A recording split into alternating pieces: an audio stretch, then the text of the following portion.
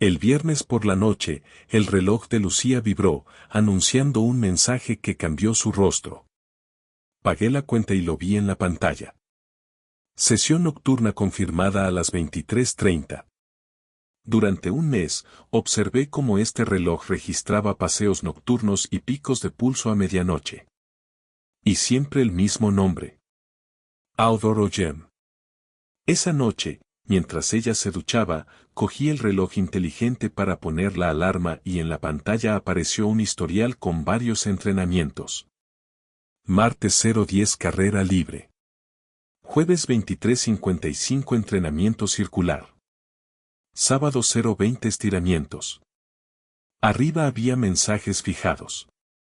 Tú y yo a tope. Abrí el calendario compartido. Ella había marcado supuestas reuniones de trabajo por la mañana. Curioso, porque su empresa no abre antes de las 9. Y entonces recordé el apodo de los mensajes. Audrey Jem. El sábado, todavía de noche, la oí ponerse en silencio ropa deportiva y coger una bolsa grande. Oí las llaves, el ascensor. Esperé y bajé con el móvil. Fui andando hasta Basic de Tetuán. Vi que un Audi gris se había detenido junto al gimnasio. Él salió. La puerta se abrió desde dentro. La abrazó por la cintura, su mano se detuvo en la cadera de Lucía. Apreté el móvil y pensé. Decidí esperar y grabar lo que viera. Abrí la aplicación de salud y vi cómo su frecuencia subía al nivel de un sprint y luego bajaba, y este patrón se repetía con picos durante 40 minutos. A las 9:25 se abrieron las puertas laterales y salieron dos sombras que caminaban apuradas para que no las vieran. Sin pensarlo dos veces, activé la grabación. Él la besó en la frente. Ella le tocó el cuello. Se subieron al Audi. Él encendió el motor. Y en ese momento, el móvil vibró, anunciando un mensaje. El Audi se detuvo y su mirada recorrió el aparcamiento. Pensé que me había visto. Contuve la respiración mientras el Audi se detenía. Diego. Fue ella. Lo dijo con ese tono que usa cuando intenta que todo parezca normal. Yo salí de mi escondite sin poder organizar un discurso en la cabeza. Lo único que atiné fue a levantar el móvil a la altura del pecho, no en plan amenaza, sino como quien sujeta una prueba que aún no quiere mirar. Álvaro la miró y luego me miró como si fuera un compañero del gimnasio al que te cruzas en el supermercado. Me quedé fijo en su barba milimétrica para no naufragar en la cara de Lucía.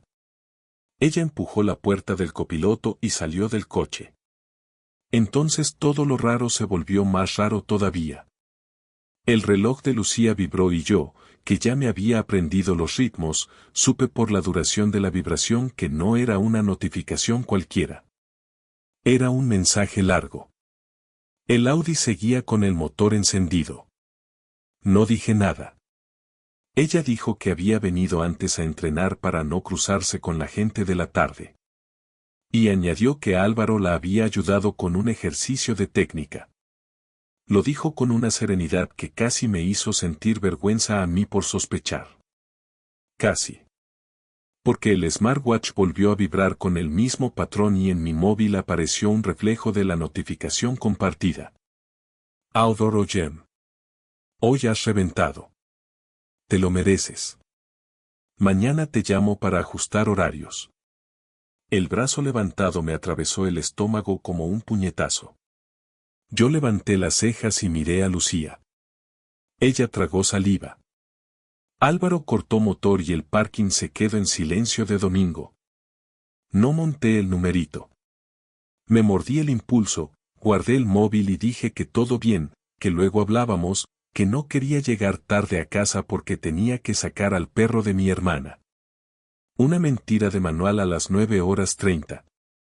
Los vi cómo se miraban de reojo, cada uno con su cálculo interno. Y me fui caminando despacio, lo justo para que entendieran que no corría, pero con los hombros tan tensos que me dolían los trapecios. En la esquina de la calle giré la cabeza para ver si ellos arrancaban en direcciones distintas. No. Ella volvió a entrar en el coche y el Audi se quedó quieto varios segundos, quizá discutiendo, quizá planificando, quizá riéndose de mi cara. Volví a casa con una idea fija. Ya no buscaba calmarme. Quería pruebas. Abrí el portátil, conecté el móvil y descargué la grabación en una carpeta con nombre anodino. Luego, en la app del reloj, revisé con detalle lo que había visto por encima. Las sesiones que me olían a mierda venían con notas. A veces sin palabras, solo con emojis de fuego y corazones. Otras con frases firmadas con una R a Álvaro Ruiz. Ahí lo vi claro. No era un alias cualquiera. Era su apellido. Me tragué las manos, una sobre otra, para no escribir a lo loco a todo el mundo. Respiré. Decidí aprovecharme de algo que siempre me había parecido invasivo, pero ahora era la única forma de saber. Ella había activado hace meses la compartición de ubicación conmigo porque le daba miedo volver tarde del trabajo. Revisé el historial. Martes de la semana anterior, 0:48, punto azul fijo en las inmediaciones del mismo gimnasio durante 57 minutos. Jueves, mismo patrón, con un desvío breve al parking de un supermercado cerrado. Sábado, nuevo patrón con 2 picos. El golpe final a mis excusas llegó cuando abrí el chat del calendario. Había eventos etiquetados como fisioterapia a las 7:30, entre semana, justo cuando yo salía de casa. Yo nunca vi facturas de ningún fisio. El lenguaje corporal de mi cuerpo era ya el de alguien que sabe lo que es pero todavía quiere una explicación distinta. Me pesan los párpados, me duelen las sienes, me tiembla la rodilla izquierda cuando apoyo el talón. Todo a la vez. Me preparé un café tan fuerte que me hizo toser y me senté a escribir una lista de pasos. 1. No avisar a nadie todavía. 2. Documentar. 3. No perder el control. 4. Si hay una mentira más, pasar a la acción. La siguiente mentira llegó 2 días después. Lunes, 22:50. Lucía dijo que iba a bajar a tirar la basura y a fumar un cigarro. No fuma. Bajé a los 5 minutos con una bolsa en la mano y la vi en la acera de enfrente, apoyada en un coche, hablando por el móvil.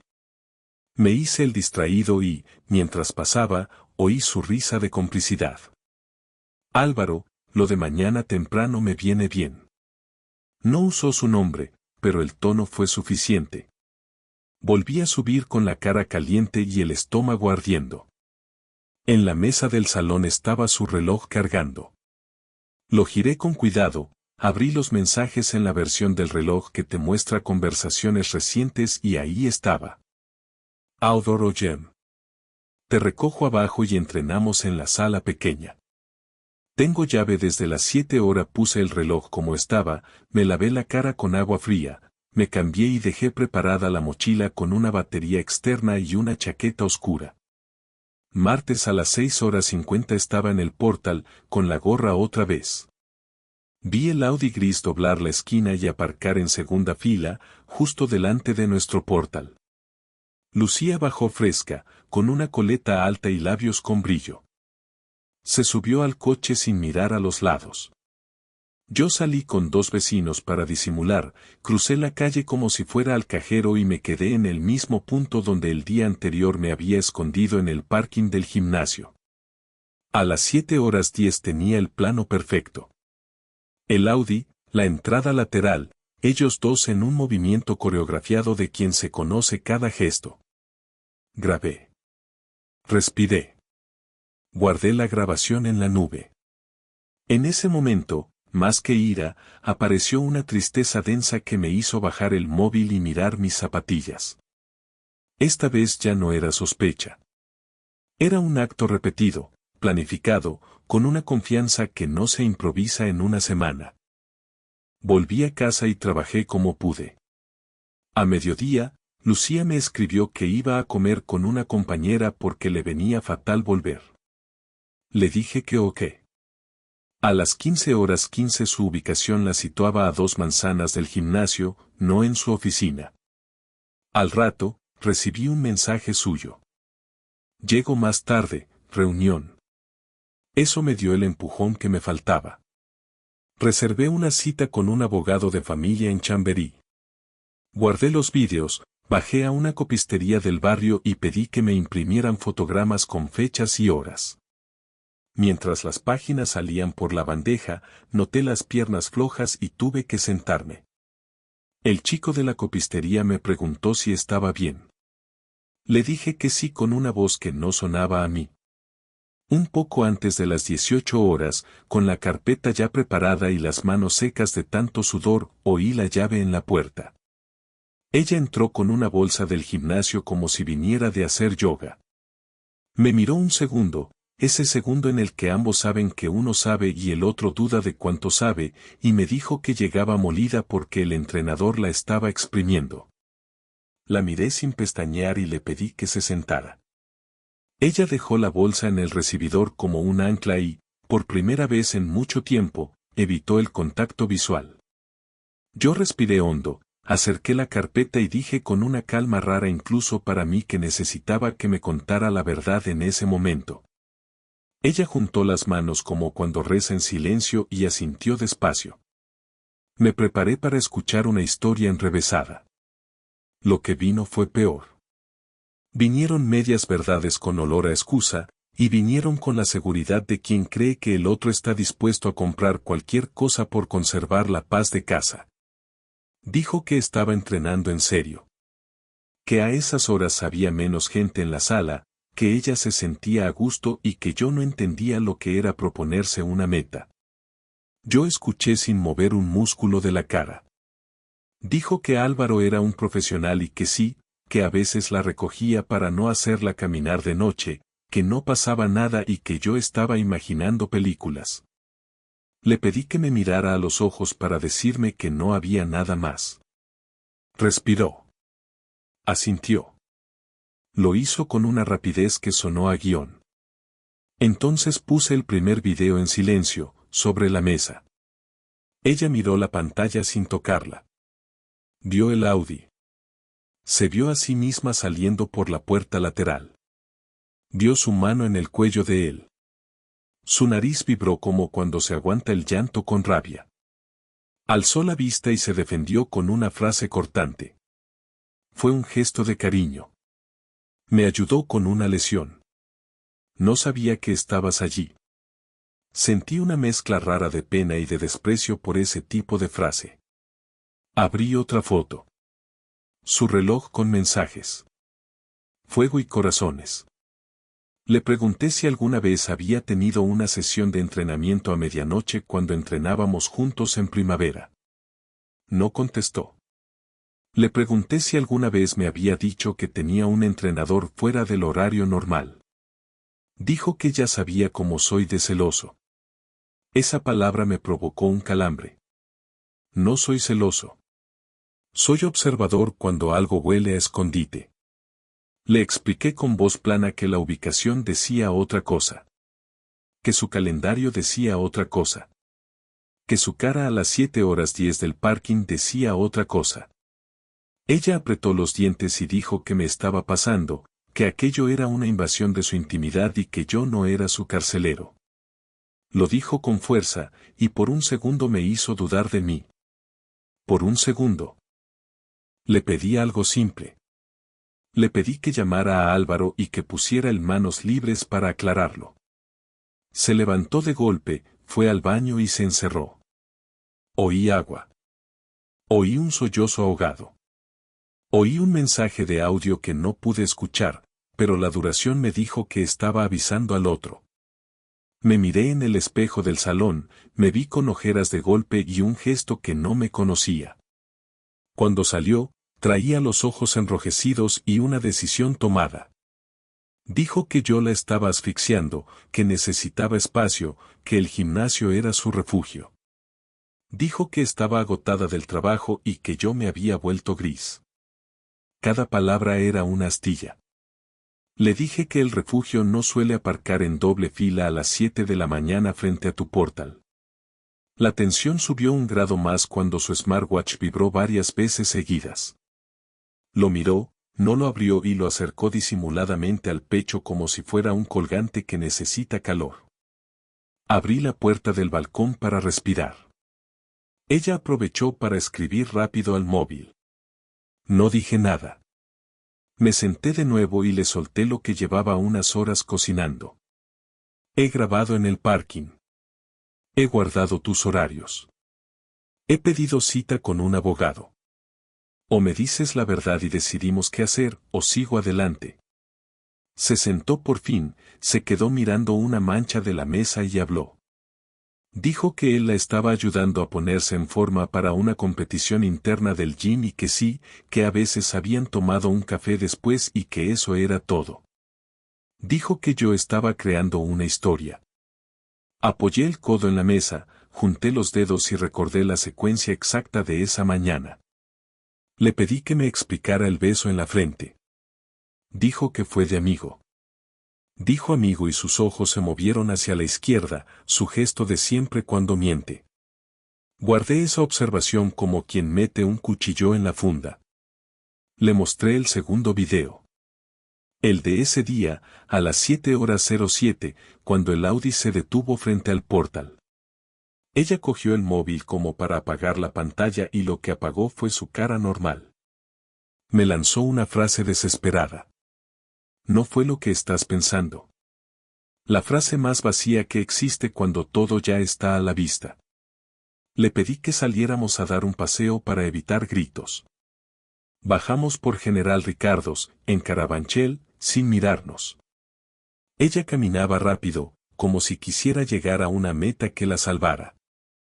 En la esquina del kiosco se detuvo, me miró con la mandíbula adelantada y por fin dijo algo que sonaba más a verdad. Dijo que necesitaba sentirse deseada. Que conmigo sentía rutina. Que con él había vuelto a sentir chispa.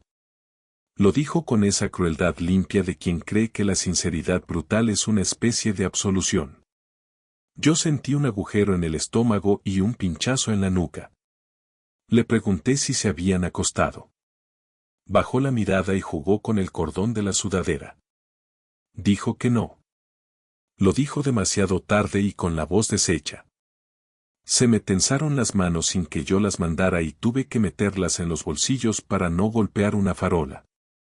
Regresamos a casa sin hablar. En el portal, un vecino saludó y ambos respondimos como dos figurantes. Cerramos la puerta y entonces sonó mi móvil con la notificación de la cámara que había colocado en el coche. Esta parte no te la conté. La noche anterior había dejado la cámara apuntando al asiento del copiloto. Al mediodía, Lucía había bajado al coche un momento. Miré el video. Ella se sentó, se retocó el pelo, y dijo en voz baja que en media hora. Lo dijo con sonrisa. Me tembló la sien. La miré y le dije que esa noche dormiría en el sofá. No como castigo. Como frontera mínima para no romper algo que aún no tenía nombre. A las 23:10 su reloj volvió a vibrar. No lo miró. A las 23:50, cogió las llaves y dijo que necesitaba aire. Lo dijo sin mirarme. Bajó. En el mismo minuto, la ubicación mostraba un movimiento hacia el norte. Encendí el abrigo, saqué la gorra, cogí la carpeta con los papeles y mi móvil con batería completa. Me puse los zapatos sin ruido, apagué la luz del salón y cerré la puerta con un giro lento de la llave para que el clic casi no sonara. Bajé por las escaleras y me dejé llevar por el sonido de la calle fría de final de septiembre en Madrid. En el cruce, a 2 manzanas, estaba el Audi gris esperándola con los intermitentes puestos. Me coloqué a 20 metros, detrás de una furgoneta. El Audi arrancó y yo pedí un Cabify en silencio. Puse la dirección del gimnasio. El Cabify llegó en 2 minutos, me subí atrás, pedí que me dejara en la esquina y le pagué con propina por no hacer preguntas. A las 0:06 vi el Audi estacionar en el mismo parking, bajo la farola que parpadea desde hace meses. Apunté, enfoqué y grabé. Esta vez no había margen para interpretaciones. Esta vez mis manos no temblaron. Esta vez me acerqué lo suficiente para captar el sonido del cierre del coche y la respiración de ellos al reír al unísono cuando la puerta lateral del gimnasio no se abrió a la primera y él sacó una llave de una riñonera. La puerta se abrió a la segunda. Entraron. Y a mí me entró una calma extraña. La calma de quien entiende que ya no está buscando convencer a nadie. Ya solo estaba recogiendo piezas para tomar una decisión. Salieron a la 1:10. Sin prisas. Sin el sobresalto del sábado. Ella le tocó el brazo. Él le apartó un mechón con confianza. Se subieron al coche. Él estiró la mano y ella inclinó la cabeza. Grabé. Y respiré por la boca porque la nariz se me había bloqueado. El motor arrancó. El Audi se puso en marcha y yo, con la cámara aún activa, cambié el ángulo para captarlos al salir del parking. Pasaron a 2 metros de mí. Ella miraba el móvil. Él miraba la salida.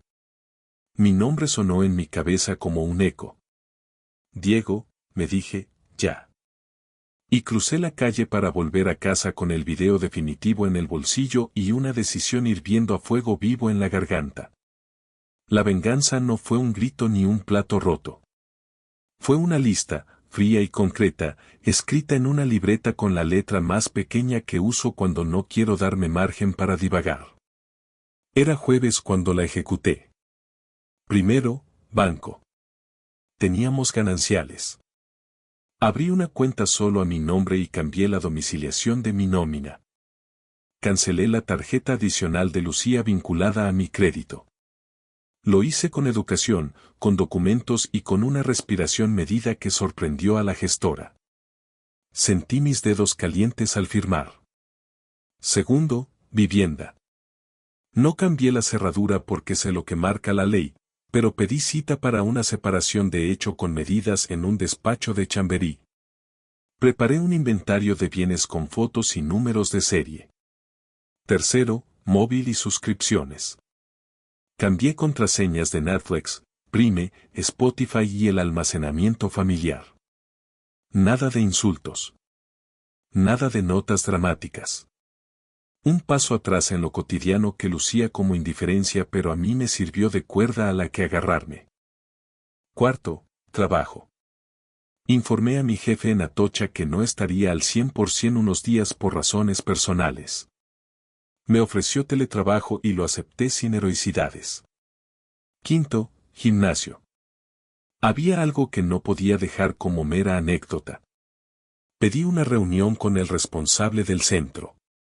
No mencioné la palabra denuncia ni amenazas. Fui con la carpeta, pedí hablar en privado y expliqué los horarios, la llave a las 7 horas, el uso de la sala fuera de turno con una persona a puerta cerrada, y dejé sobre la mesa 2 fotogramas pixelando la cara de Lucía porque no quería exponerla más de lo necesario. Pixelé su cara con una app, no la de él. El responsable se remangó, apretó los labios y me dijo que eso contravenía el protocolo. Tomó nota de todo y pidió ver el video en su oficina. Lo vio sin sonido. Cuando enfocó la llave en la puerta su cara cambió. Tomó mi número y me dijo que tomarían medidas internas inmediatas. No me alegré. No me interesaba su destino. Me interesaba cerrar ese capítulo con una acción tangible. Sexto, familia. Preparé una caja con parte de sus cosas que había ido dejando por el salón. No eran castigos. Era ordenar el campo de batalla. Sudadera, botellas de plástico, 2 camisetas con el logo del gym, una gorra, una lata de desodorante que había aparecido en el coche y que no era de los nuestros. Todo a la caja. La llevé a casa de sus padres en Alcorcón con un mensaje breve. Ahí va lo que es de Lucía y estaba en el salón. Estoy en casa si quiere hablar. No añadí nada más. Sé que su madre hablaría con ella. No quería convertirlos en jueces. Solo quería que Lucía entendiera con gestos precisos que yo me estaba saliendo del circuito de la negación. Séptimo, abogado. La abogada me recibió con una pregunta sencilla. ¿Qué quieres que pase? Le respondí sin adornos. Quiero salir de esto con dignidad, sin teatro, y proteger mis recursos. Le entregué la carpeta con vídeos, horarios, pantallazos de ubicación, el registro de su reloj y un resumen de las conversaciones. Ella me marcó 2 rutas. Separación de hecho con régimen de visitas si tuviéramos hijos, que no tenemos, y liquidación de gananciales por acuerdo o contenciosa.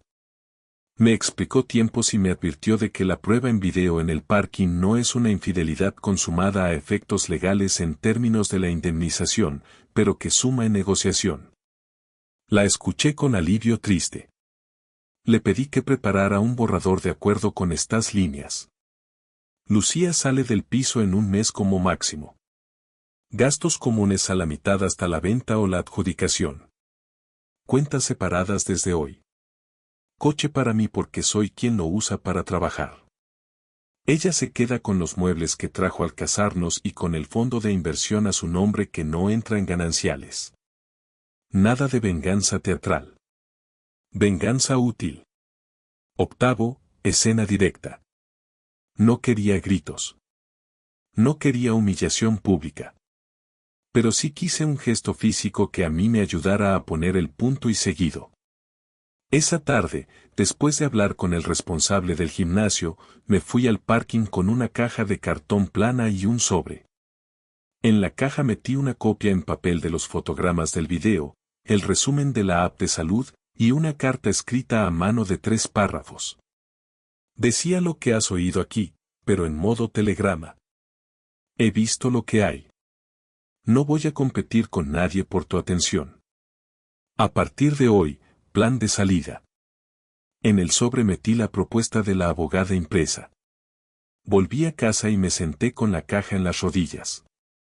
Cuando Lucía llegó a las 20:15, con la ropa de oficina y el pelo recogido, le pedí que se sentara sin teatro.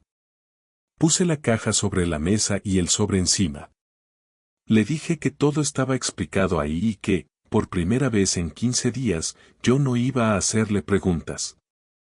Ella abrió la caja. Miró los papeles como si le fueran a saltar a la cara. No tocó el sobre. Levantó la vista y, por primera vez desde que todo empezó, no puso excusas. Dijo una frase que aún me da vueltas. Me equivoqué.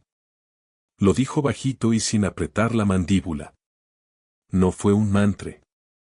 Fue una constatación. No me colgué de esas palabras para darle vuelta al mundo. Me quedé en el plan. Le expliqué cómo estaba todo organizado desde ese momento. Cuentas separadas. Citas ya pedidas. Sus cosas ordenadas. Contraseñas cambiadas. Y cierres claros. Ella me miró con incredulidad. Creo que esperaba gritos, insultos o una pataleta infantil. Le di algo peor. Le di un manual de salida con casillas para marcar conforme las fuéramos cumpliendo. Se levantó, fue al dormitorio, y volvió con el smartwatch en la mano. Lo dejó sobre la mesa como quien devuelve un anillo. No lo toqué. Lo dejó y dijo que necesitaba hablar en serio, que era la hora de decir todo. Lo dijo con una voz cansada que ya no sonaba a defensa. Me predispuse a escucharla sin interrumpir, con la carpeta cerrada y las manos quietas para no apretar ninguna costura más de la cuenta. Lo que vino a continuación no fue una confesión teatral. Fue un informe crudo, en presente y con fechas, que me confirmó que mis sospechas no solo eran ciertas, sino que estaban contadas por debajo. Lucía arrancó sin rodeos. Dijo que todo había empezado el primer fin de semana del mes, tras una clase de IIT. Dijo que él la había ayudado con unos estiramientos, que ella se había quedado un rato más, Que compartieron un batido de proteína en el bar y que él le mandó un mensaje desde el móvil de trabajo para coordinar una sesión matutina. Dijo que ese mensaje le dio un subidón tonto que confundió con autoestima. Dijo que a la semana siguiente ya era rutina y que la emoción del secreto la encendía de una forma que no quiso analizar. Me miró y dijo que no estaba preparada para sumarse a lo que llama la vida plana de pareja. Lo dijo bajando la mirada porque sabía que esa frase era una puñalada gratuita. Le pregunté si hubo sexo. No elevé la voz.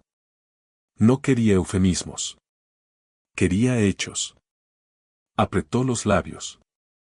Dijo que sí. Dijo que 2 veces en el coche, una madrugada en el parking y 2 en la sala cuando él cerraba con llave antes de abrir al público. Dijo que después se sintió genial y luego se sintió mal, y que esa montaña rusa la dejó adicta a la siguiente subida.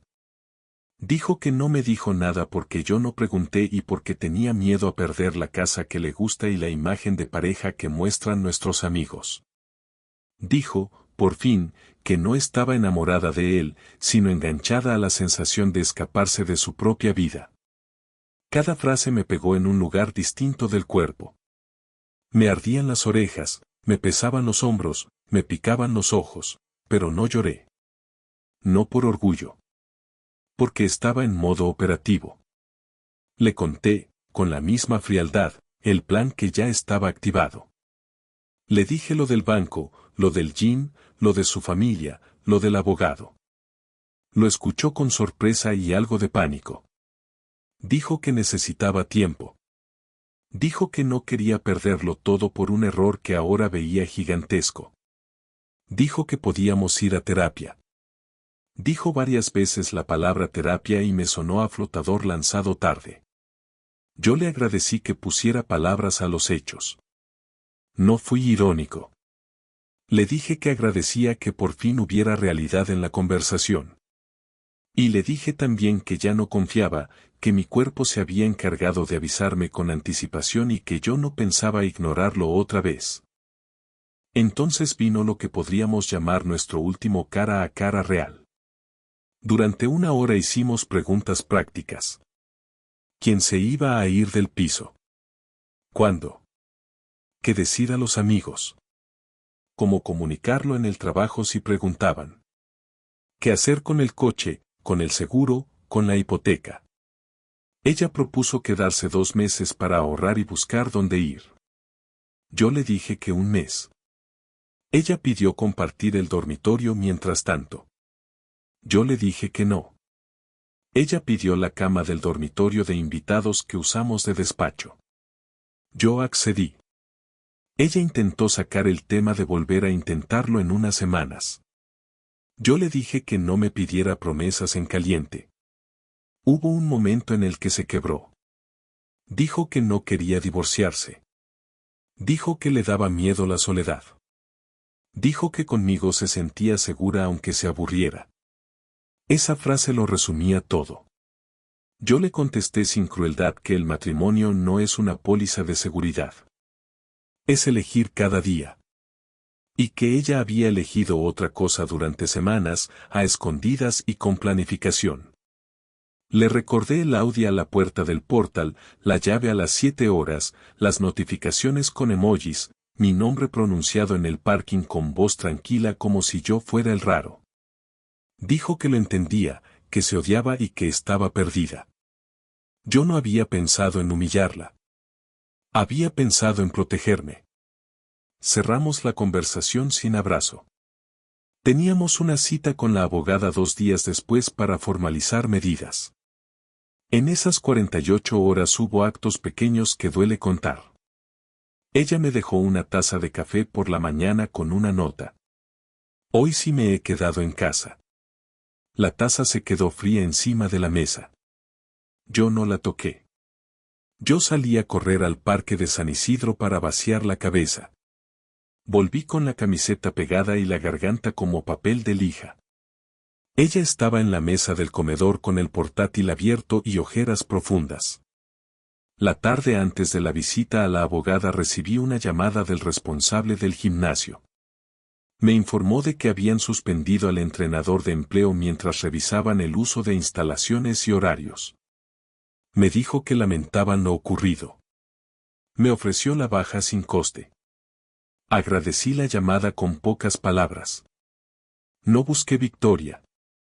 Miré el smartwatch que ella había dejado sobre la mesa y pensé que no quería volver a ver su pantalla en mi casa. Lo guardé en un cajón con un posavasos encima para no ver el brillo. La última noche en el mismo salón fue extraña. Ella vio una peli sin sonido y yo leí la propuesta de acuerdo como si fuera un manual técnico. El silencio era otro personaje. A medianoche me levanté por agua y la vi llorar en la cocina. No me acerqué. Llamé a mi hermana y le conté la versión breve. Me dijo que tenía su sofá por si lo necesitaba. Le dije que prefería aguantar el mes y cerrar en casa. Colgué y me apoyé en la encimera fría hasta que el mareo se pasó. Mi cuerpo estaba empezando a pedirme descanso de una manera muy concreta. Cada vez que cerraba los ojos veía el parking iluminado, la llave girando en la cerradura, el brazo de él en el cuello de ella, y mi nombre en el aire. Diego. Esa palabra iba y venía como un neumático que golpea la barandilla de un puente. Llegó el día de la abogada. Lucía se vistió con ropa discreta. Yo me puse una camisa que no me apretara en el cuello. Caminamos en silencio desde el metro hasta el despacho. En la sala de reuniones, la abogada repasó las condiciones con un tono firme y humano. Lucía asentía y yo firmaba. Cuando tocó el punto de salida del piso, ella preguntó si podía quedarse hasta final de mes. La abogada me miró. Acepté. No por generosidad. Por organización. Había empezado esto como debía seguir. Con orden y sin espectáculo. Al salir, en la calle, ella me pidió hablar a solas, sin papeles ni terceros. Fuimos a un banco del bulevar y nos sentamos a 1 metro de distancia. Ella me miró de frente y me pidió una oportunidad con una frase simple. Quiero reparar. Lo dijo con la voz baja y sin teatralidad. Le respondí con otra igual de simple. No puedo. Ella bajó la cabeza y la subió sin lágrimas por primera vez. Dijo que lo entendía. Dijo que iba a cumplir el acuerdo. Dijo que me pediría perdón las veces que hiciera falta, pero que a partir de ese momento iba a demostrar respeto con hechos. Yo asentí. Era la primera vez que la palabra respeto entraba en la conversación desde que todo empezó. Noté la lengua pastosa y se me aflojaron los hombros. Me sentí, por fin, después de semanas, como alguien que ha cruzado una frontera. Volvimos a casa, cada uno por su lado. Esa noche, ella durmió en el despacho por primera vez. Yo apagué la luz del salón con un gesto lento, como si no quisiera despertar a nadie, y me quedé escuchando el ruido del tráfico de madrugada en General Ricardos. Me hice una promesa concreta. No revisar más su ubicación. No abrir más sus mensajes. No consumir el veneno que yo mismo había preparado para curarme. La promesa fue mi primera decisión que sonó a futuro. El mes se cerró como se cierran las persianas cuando ya no queda luz. Sin golpes. Con un ruido continuo que te deja sordo unos segundos. Lucía se fue del piso un viernes por la tarde con 2 maletas, una caja de libros y una planta que siempre cuidó ella. Su madre la esperaba abajo. No hubo escenas. No hubo reproches. Hubo un adiós casi administrativo en el portal. Cuidaros. Nos veremos para firmar. El eco en la escalera fue mi aplauso triste. Los días siguientes me organicé la vida como un operario que vuelve a poner en marcha una máquina que llevaba chirriando meses. Saqué todo lo del gimnasio, tiré los batidos caducados, limpié el coche de restos de colonia, llevé a reciclar una bolsa llena de cosas que no necesitábamos y abrí la ventana del dormitorio para que el aire nuevo borrara el olor a su champú. Nada de rituales simbólicos. Acciones físicas. En el trabajo, mis compañeros notaron que estaba más callado, pero cumplí mis plazos. Fui a correr al retiro un sábado por la mañana, ya en octubre, y mientras bordeaba el lago me pasó un grupo con camisetas fluorescentes y un entrenador gritándoles tiempo. Me clavó la imagen del primer sábado en Tetuán, la puerta lateral, el Audi bajo la farola. Me frené, apoyé las manos en las rodillas y dejé que el cuerpo hablase. No lloré. Pero por dentro, algo se recolocó con un chasquido seco que te devuelve un poco de equilibrio. El responsable del gimnasio me volvió a llamar para informarme de que el entrenador había sido sancionado y que ya no tenía llave fuera de su turno. Me preguntó si quería que borraran mi contacto de cualquier lista y si necesitaba algo más. Le dije que no, que ya no tenía cuentas pendientes con su centro. A Lucía no la vi los primeros 15 días. Su madre me escribió un mensaje correcto para decirme que estaba instalada provisionalmente y que agradecía la calma. Respondí con un gracias y nada más. La abogada nos citó para firmar el convenio de separación y la liquidación de la mayor parte de los bienes. Lo hicimos sin drama. En la notaría, el gesto torcido del funcionario cuando lee las cláusulas de siempre me recordó que esto no es una gran novela. Son firmas y sellos. A la salida, Lucía me pidió 5 minutos y me devolvió el smartwatch. Dijo que ya no lo necesitaba.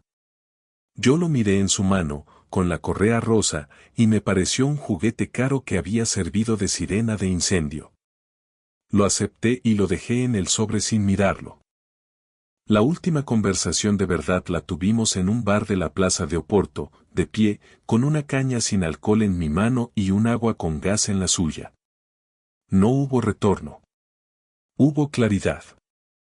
Le dije que no guardaba odio, pero que el recuerdo del parking, de la llave, de los mensajes y de mi nombre en su boca a horas oscuras había cavado un surco que no se rellena con buenas intenciones. Le dije que ojalá ella encontrara una forma de vivir sin trampas, con quien fuera. Ella me habló de su terapeuta, de su sensación de vacío, de su vergüenza cuando su jefe notó su bajón de rendimiento. Yo escuché. No ofrecí soluciones. No estaba allí para rescatarla. Estaba para cerrar. Me preguntó si creía que algún día podríamos ser amigos. Le dije que ahora no. Que quizá en otro contexto, con otras vidas, con otros marcos, podríamos coincidir sin rabia. Le prometí algo específico. No hablar mal de ella a nadie. No contar detalles que no hicieran falta. No usar su caída para subirme yo. Esas promesas fueron mi revancha limpia. El modo de salir sin convertirme en alguien que no quiero ser. Volví a casa caminando despacio. Llegué, me senté en el suelo del salón, apoyé la espalda en el sofá y escuché el ruido sordo de la calle. Pensé en todo lo que me había pasado en 30 días exactos.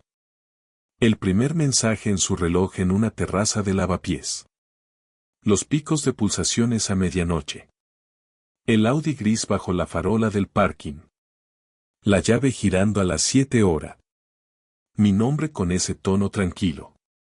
La carpeta con fotos. La reunión en el gimnasio. La caja en casa de sus padres. La firma en la notaría. Parecen escenas sueltas, pero forman un hilo claro.